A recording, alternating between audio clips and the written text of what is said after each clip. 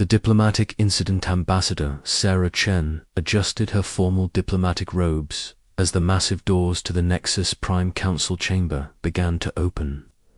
The sound echoed through the vast space like thunder, and she felt the weight of Earth's future pressing down on her shoulders.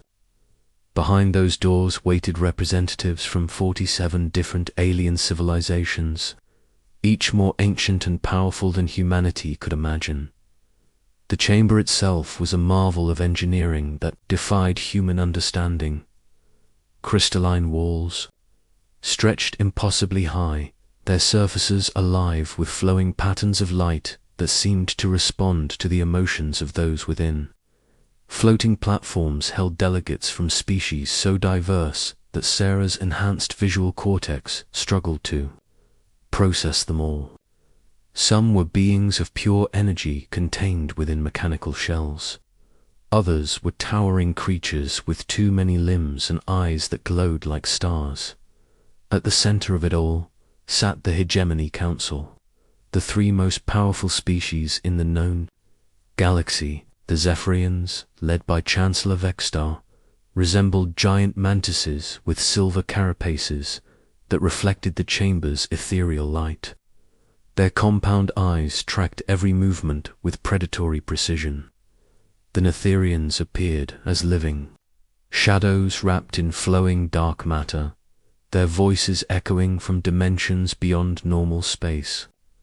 Finally, the Corvan Empire's representatives stood like living mountains, their rocky skin embedded with precious metals that had been harvested from 1,000 conquered worlds. Sarah walked forward with measured steps, her diplomatic training keeping her expression neutral despite the overwhelming spectacle. She had spent 3 years preparing for this moment, learning 37 different languages, studying alien customs, and memorizing the complex web of galactic politics that had kept peace for over 2 millennia. Humanity was young by galactic standards, having only achieved faster-than-light travel 50 years ago, but they had something the older civilizations had lost: adaptability. The chamber fell silent as she reached the speaking platform. High Arbitrator Krell of the Hegemony Council rose from his obsidian throne, his voice booming through the translation matrices embedded in the walls. Ambassador Chen of the species called humans, you have requested audience with the Galactic Covenant to discuss your planet's integration into our established order. Speak your words, but know that the patience of the Ancient Ones grows thin. Sarah activated her personal translator and began the speech she had rehearsed 1,000 times. Honored members of the Covenant, I come before you not as a supplicant, but as a representative of a species that offers something precious to this galaxy: innovation born from struggle, creativity forged in diversity, and hope that transcends the boundaries of any single world. A ripple of what might have been amusement passed through the alien delegates. The Zephyrian Chancellor's mandibles clicked in a rhythm that Sarah's cultural briefings had taught her indicated skepticism. Young species often speak of what they can offer. Chancellor Vexstar's translated voice carried undertones of dismissal. Yet what has your kind accomplished in the brief span of your existence? Your technology is primitive, your social structures chaotic, and your expansion into space barely extends beyond your own star system. Sarah had expected this response. Honored Chancellor, we may be young, but in our brief time among the stars, we have overcome challenges that would have destroyed other species. We survived a global nuclear crisis, unified our planet despite vast cultural differences, and developed sustainable technologies that could benefit every world in this galaxy. We don't offer conquest or dominance. We offer partnership. The delegate spoke next, its voice seeming to come from everywhere and nowhere at once. Partnership requires trust, human. Your species has a documented history of warfare, deception, and betrayal. Why should civilizations that have maintained peace for millennia risk their stability for the untested promises of newcomers? Before Sarah could respond, her enhanced hearing picked up something troubling.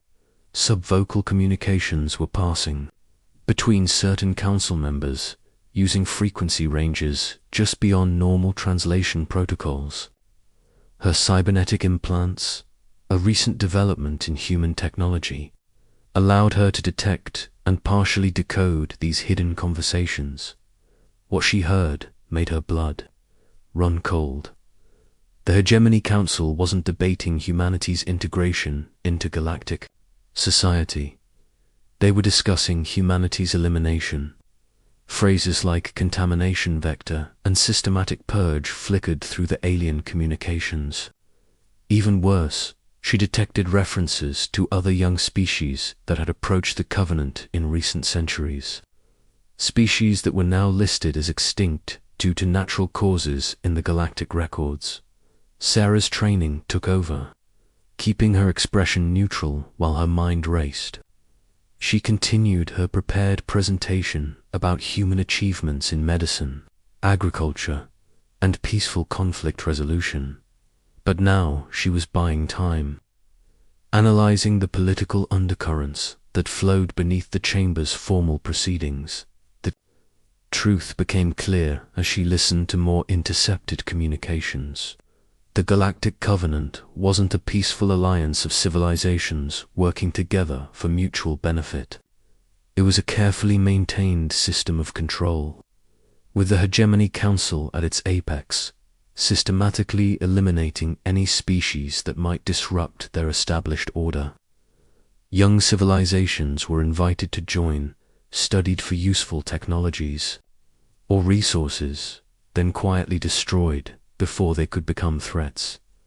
As her presentation concluded, High Arbitrator Krell rose again. The Council will consider humanity's request for integration. You will remain on Nexus Prime as our guest, while we deliberate. The word guest carried implications that made Sarah's enhanced neural implants trigger warning signals. She was now a prisoner, and Earth had no idea what was coming. That night, in her assigned quarters aboard the station, Sarah worked frantically to encode a warning message to Earth. Her diplomatic credentials gave her access to quantum communication arrays, but she knew the Hegemony monitored all official channels. Instead, she used her knowledge of human music and poetry to create a seemingly innocent cultural exchange package, hidden within the mathematical relationships of Bach's compositions and the meter of Shakespeare's sonnets.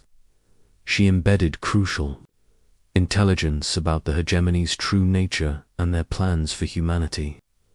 She uploaded the package to what appeared to be a routine cultural database update, something so mundane that the alien monitoring systems overlooked it entirely.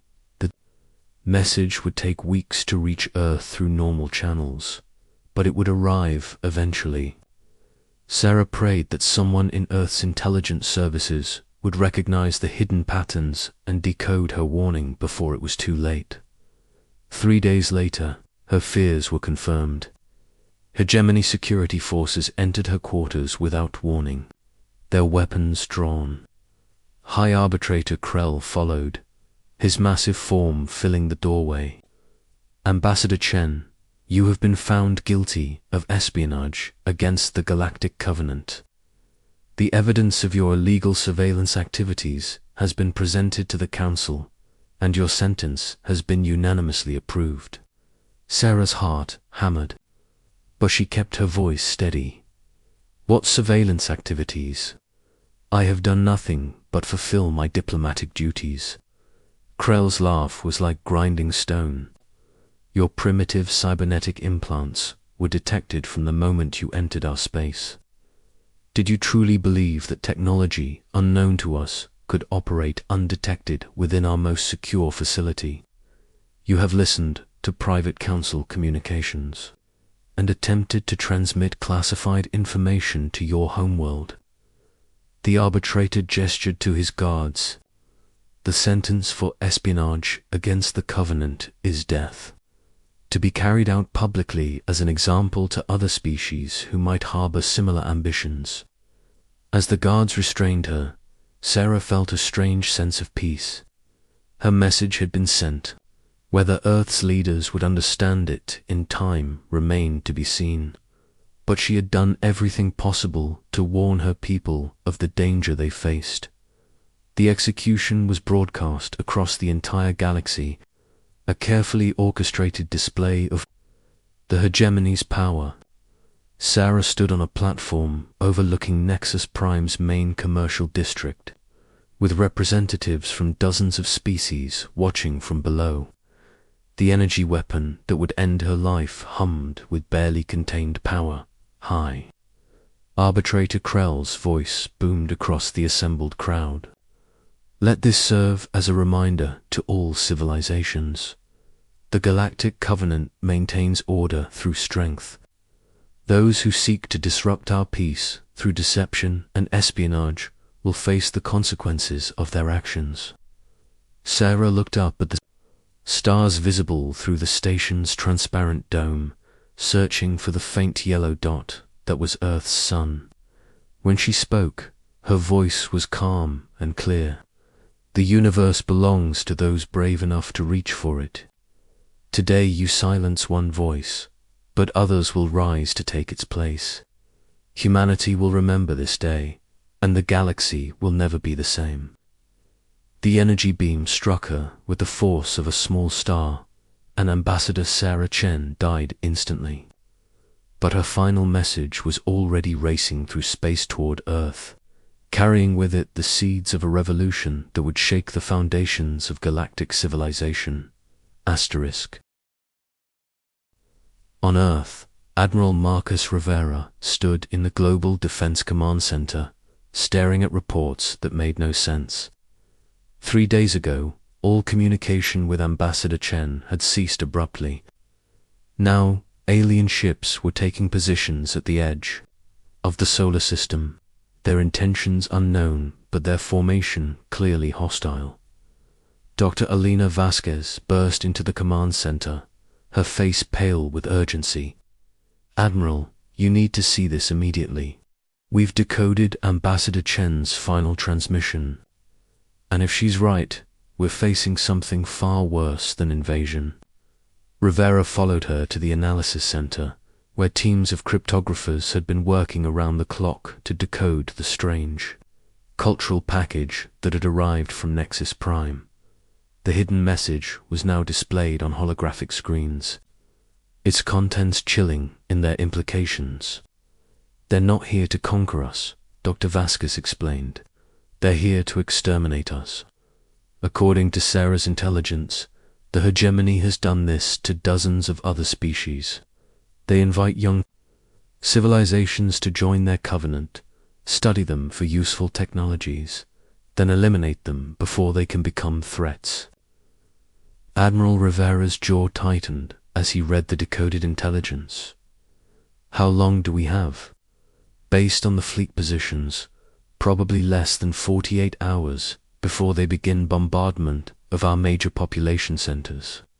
Rivera turned to face the assembled staff, officers and scientists. Ladies and gentlemen, we are facing extinction at the hands of an enemy we cannot defeat through conventional means. Our weapons are primitive compared to theirs. Our ships are outnumbered 1,000 to 1. And we have no allies in a galaxy that sees us as a threat to be eliminated. He paused, looking at each face in turn. But humanity has never been conventional. Dr. Vasquez, initiate Protocol Omega. It's time to show the galaxy what happens when you back a human into a corner. Dr. Vasquez nodded grimly. Already underway, Admiral Sarah's sacrifice won't be in vain. As alien ships moved into attack formations above Earth, humanity prepared to fight back in a way that no one, least of all the ancient Hegemony Council, could have anticipated. Asterisk, the silent revolution. The alien fleet hung in space above Earth, like a metallic constellation of death. 300 warships from a dozen different species, their weapons capable of reducing continents to ash within minutes.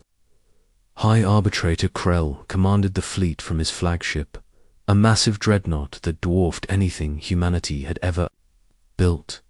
Begin the purification protocol, Krell ordered his tactical officers. Target population centers first. We want their infrastructure intact for later exploitation. But as the alien ships powered their weapons, something unexpected happened. Nothing. The weapons systems flickered and died, their energy matrices destabilizing without apparent cause. Navigation systems began showing impossible readings. Communication arrays started broadcasting random signals that interfered with fleet coordination. On the flagship's bridge, technicians scrambled to understand what was happening. "Sir, our primary weapons are offline." Engineering reports massive system failures across all ship networks. Krell's rocky features twisted with rage. "Impossible. Our technology has functioned perfectly for millennia. Find the source of this malfunction and correct it immediately." What Krell didn't know was that Earth's silence over the past 3 days hadn't been the quiet desperation of a condemned species. It had been the calm focus of a civilization preparing for the fight of its existence, deep beneath the Rocky Mountains. In a facility that didn't officially exist, Dr. Elena Vasquez monitored the alien fleet's growing confusion. Around her, teams of Earth's most brilliant minds worked at quantum computers that hummed with barely contained energy. "Status report," she called out to the various workstations. "Infiltration package deployment successful," reported the lead. "Programmer, their ship systems are now running our modified code alongside their original programming. They'll never be able to detect it because it's integrated at the quantum level." Dr. Vasquez smiled grimly. "And the secondary objectives? All alien homeworlds are showing similar effects. Their infrastructure is being gradually optimized by our infiltration protocols. To them, it looks like beneficial upgrades and efficiency. Improvements? They have no idea their entire technological base is being slowly rewritten." The plan was audacious in its scope and brilliant in its subtlety.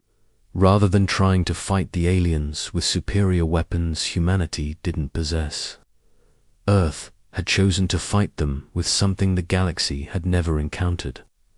Truly adaptive artificial intelligence combined with human creativity. Sarah Chen's intelligence about alien technology had revealed a crucial weakness. The hegemony's civilizations were ancient and set in their ways. Their technology hadn't fundamentally changed in thousands of years because it didn't need to. It was already superior to anything younger species could develop. This technological stagnation had made them vulnerable to something they couldn't recognize: evolution in real time. While the alien fleet struggled with cascading system failures, the hidden war was already spreading across the galaxy. The infiltration protocols that had been embedded in seemingly routine software updates were now active on millions of alien worlds. To the inhabitants, these looked like beneficial improvements: power grids that ran more efficiently, medical systems that provided better diagnoses, communication networks that were more reliable in reality. Humanity was slowly taking control of galactic civilization's entire technological infrastructure.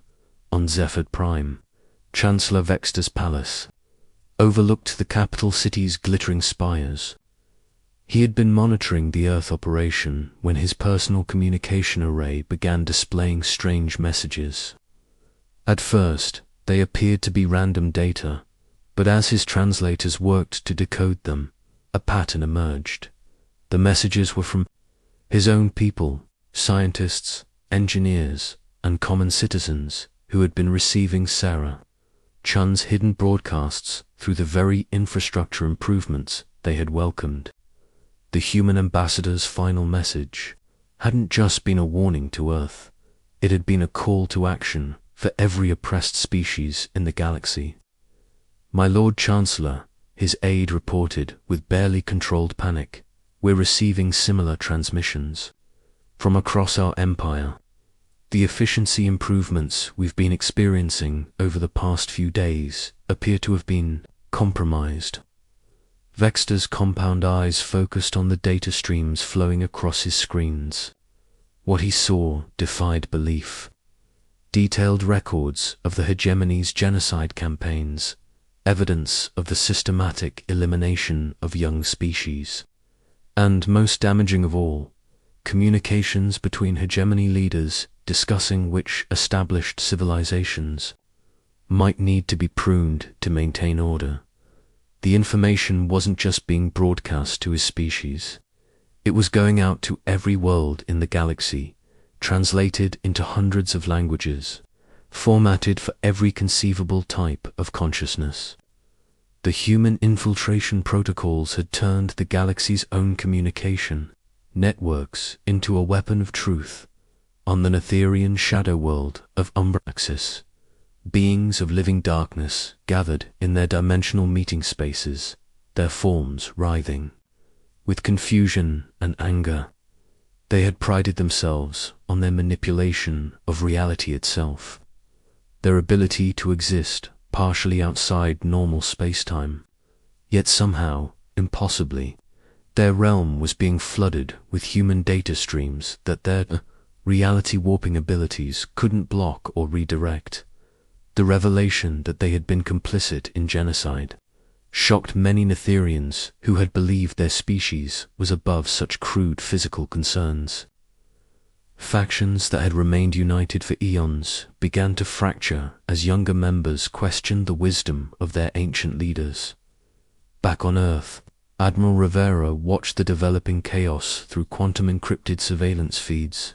The alien fleet above his planet was now completely disabled, their ships drifting helplessly as their crews struggled with systems that no longer obeyed commands.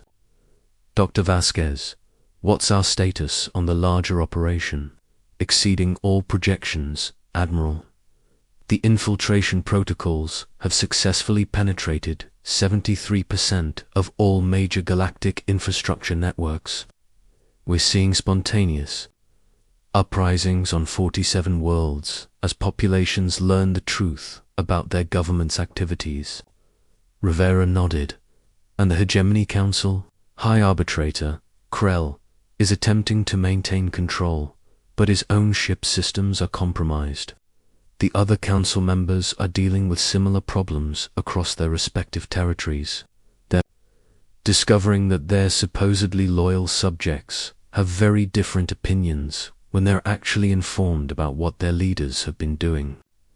The beauty of humanity's approach was that it didn't require military conquest or political manipulation. It simply gave every species in the galaxy access to the truth and the tools to act on it. The human infiltration protocols didn't force anyone to rebel.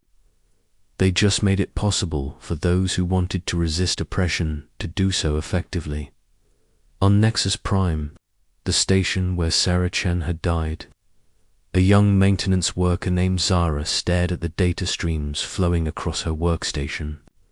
She belonged to the Calorian species, one of the earliest members of the Galactic Covenant, and she had always believed that the hegemony represented order and stability in a chaotic universe.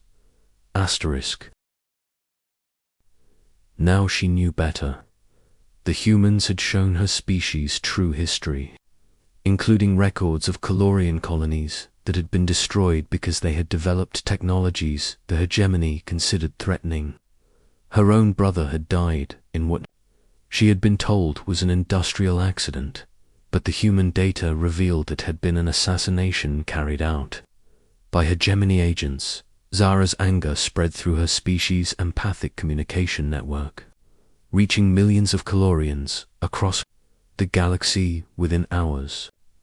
The revelation that their most trusted leaders had been systematically murdering their own people for centuries, created a wave of outrage that the hegemony couldn't suppress.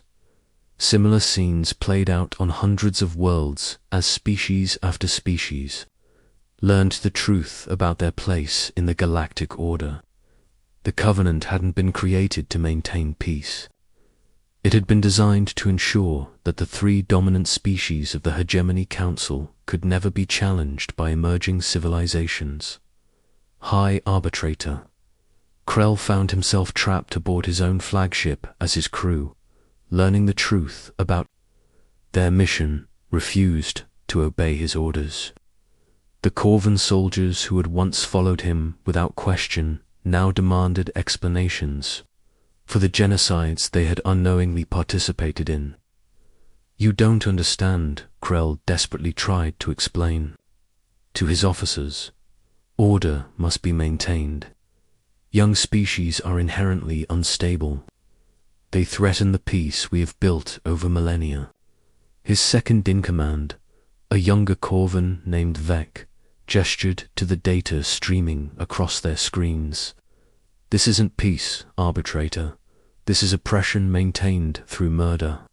How many species have we helped you eliminate?